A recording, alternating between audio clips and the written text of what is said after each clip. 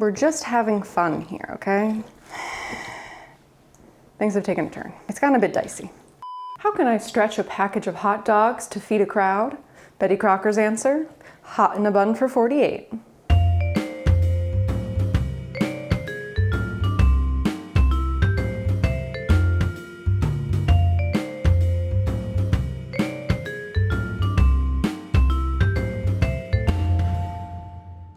I'm Melinda and I'm cooking my way through Betty Crocker's 1971 recipe card library. Today we're making hot in a bun for 48, which is from section P, crowd size entertaining, card number 7. When I saw the name of this card, I was immediately enticed by both hot in a bun as a concept and the fact that it was for 48. Now, I'm not going to make 48 servings today because I'm here by myself, but I like the idea that she's giving us ideas to feed a crowd, to feed specifically 48 people. And when you look at the picture on the front of the card, it is kind of like a hot dog bun that has some kind of funky mixture of all different shapes and sizes. And when you dig into the details more on the back of the card, the recipe is actually called Sloppy Franks.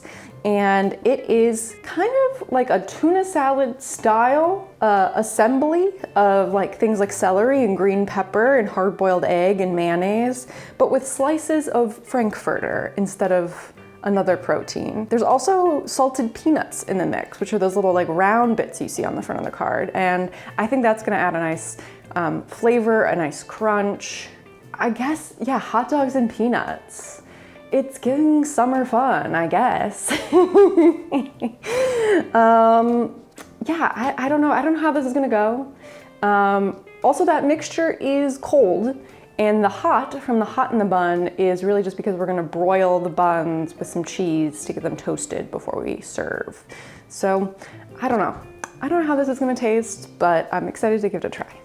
Okay, to make our sloppy franks, I have to do a lot of math. Because I'm not trying to make 48, I'm actually just trying to make like a couple servings. So we'll see how the ratios all come together. I'm just kind of eyeballing a lot of things. You know how I like to do. So essentially in this bowl, we have some celery, some green pepper, and some onion. And to that, we are gonna add some sliced up frankfurters. Now, the recipe doesn't say anything about cooking the frankfurters. I'm unclear. Like, the packaging of the hot dogs said they were fully cooked, but then online they said that you shouldn't eat them just raw and cold. You should bring them up to like temperature just to make sure you're killing the bacteria that could be in the packaging. So I just, you know, to be safe, boiled these hot dogs for about 5 minutes and then let them cool off so that I know that they have been cooked, even if we will be eating them kind of in a cold salad methodology. So yeah, I'm just gonna go ahead and slice these up into little discs, I guess. I don't know the best way to do this. Should I have used a cutting board? Probably. Ooh, juicy. Imagine having to cut up 3 pounds of hot dogs this way. I'm already bored and I've only cut up half of a hot dog. This reminds me of, you used to be able to buy when I was a kid, I'm not sure if they still make it, SpaghettiOs that had slices of hot dog in it. That's childhood. Anyway, that's what these little slices of hot dog remind me of. Okay. All right. Now we're gonna add some hard-boiled eggs, question mark. This is where things go down for me. You know I don't like hard-boiled eggs. Then we're gonna add some salted peanuts, roughly a half a cup, I would say. Again, we're eyeballing. Oh, we also need a tablespoon of salt. Just kidding, we need 1/3 of a tablespoon of salt, which is like a teaspoon, which is like about there. Then, if my math is right, we need 2/3 of a cup of mayo. But I'm a little worried about putting that much mayo in, so I'm gonna start with 1/3, and we'll see how it looks in terms of moisture. And then we'll keep going. We're just having fun here, okay? I don't like the addition of the egg. I don't like to see a hot dog covered in mayo. That looks like something. And it smells like something too. It's still not bad. but I don't know if it smells good. Okay, so I'm gonna put this in the fridge and let it just kind of cool down a little bit more and coalesce. All the ingredients can kind of like sit together and marry together for a minute. And then while we do that, I'm gonna prepare our hot buns for the hot in the bun portion of the recipe. How did an experimenting fruit seller and a young kid's drawing lead to the most famous bespeckled legume in history? Let's dig into the backstory of Planters peanuts. Our story starts with a young man named Amedeo Ubici who moved from Italy to live with his uncle in Pennsylvania. He got a job at a fruit store and one day discovered a peanut roaster in the basement. So he began to experiment with roasting nuts. Meanwhile, a man nearby named Mario Peruzzi was working on a method of blanching peanuts to remove the skin before roasting. So in 1906, they teamed up and started Planters Roasting Company, whose innovative process removed the shells, husks, and skin of peanuts, leaving just the easy-to-eat inner nut. They chose the name Planters because they thought it sounded dignified. They sold their nuts in wax bags that showed the quality of the product to customers, and it took off. After a few years, they moved their operations closer to the more peanut-fertile lands of Suffolk, Virginia.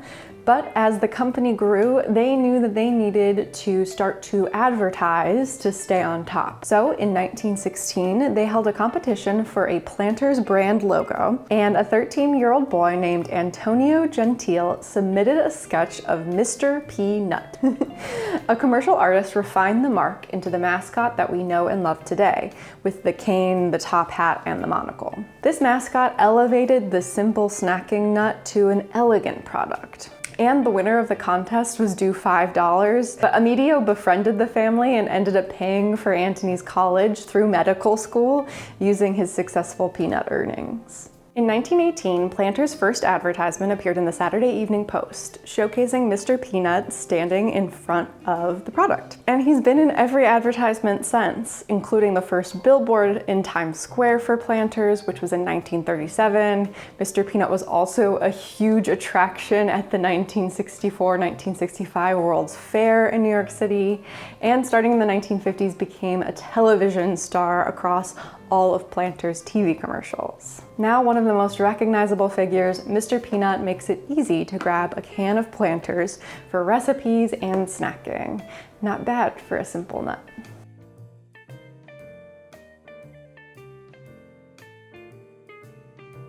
All right, I have some hot dog buns here, and what I'm gonna do, they're already pre-sliced, but in the photo, it's clear that like the bottom bun and the top bun are completely separate, and they put the sloppy frank in them on one of the sides, and then you eat it more like a sandwich. So I'm gonna slice it the rest of the way through so that we could prepare them that way. Okay, then it says, cut cheese slices into halves, place one on each bun half. So you can see, I think both the bottom buns and the top buns have cheese slices. So I've got some extra sharp sliced cheddar cheese here. I don't know if I need to cut it or if I can just like rip it in half or fold it like that. See, done. And I don't know, in the photo, you see some like top and bottom. It's not full coverage. It would be kind of nice to go full coverage, but I understand. We're gonna put these under the broiler for 2 to 3 minutes, just until the buns get a little toasty and the cheese starts to melt. All right, our buns are toasty, so I'm gonna go ahead and move the bottoms to our tray, and then we assemble.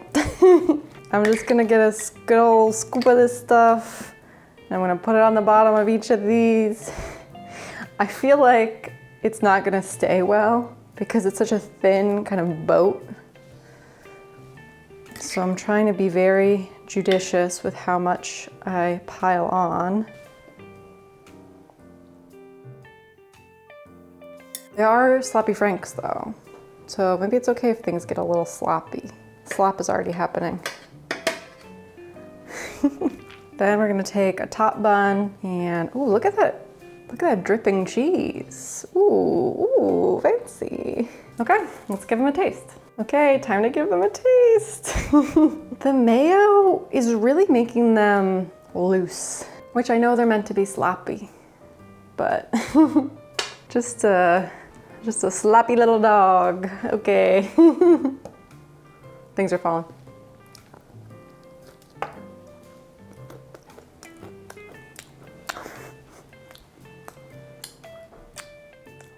I feel like I'm at a ball game. The peanut and the hot dog in the same bite. It's taking me to a different place. Yeah, creamy, peanutty hot dog. Who knew? I haven't really gotten an egg yet, thank God. And the vegetables are kind of nondescript. Haven't really gotten an onion or anything yet either. Don't really taste the cheese. Okay, I'm getting a little onion. I'm getting a little crunch. Every bite is different because there's different little shapes of things in every bite. Okay, yeah, this is good. This is really good. It's sloppy, it's messy, but it's kind of delicious. What else can I say? All right, hot in a bun for 48, sloppy franks. I'm really surprised. I really thought that this was gonna be disgusting, and I think it's really working.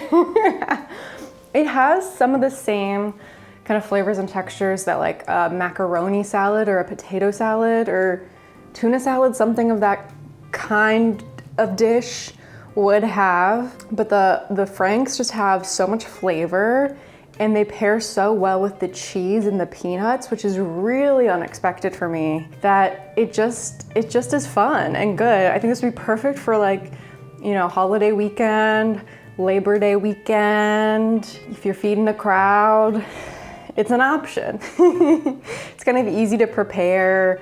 Having the buns a little toasty is nice. Having the cheese a little melty. Yeah, I'm shocked. It is messy, but it came with the name. We knew it was gonna be a sloppy frank. Do you want to eat something messier than a hot dog? That's up to you. Because this is messier than a hot dog. But it also has like kind of a fun assembly and fun flavor profile. So I think it's kind of worth it. Wow, I'm really surprised. The only thing I would do differently next time is not include the hard-boiled egg. That's just a personal thing. I don't like hard-boiled egg. Every other ingredient in there is working great. So I gotta give it 4 out of 5 red spoons. Okay, back in the box. Thank you so much for watching. If you enjoyed this episode and are looking for some other innovations on the bun, check out green bean bunwiches next. Give this video a thumbs up, subscribe to my channel if you aren't already, and until next time, happy homemaking.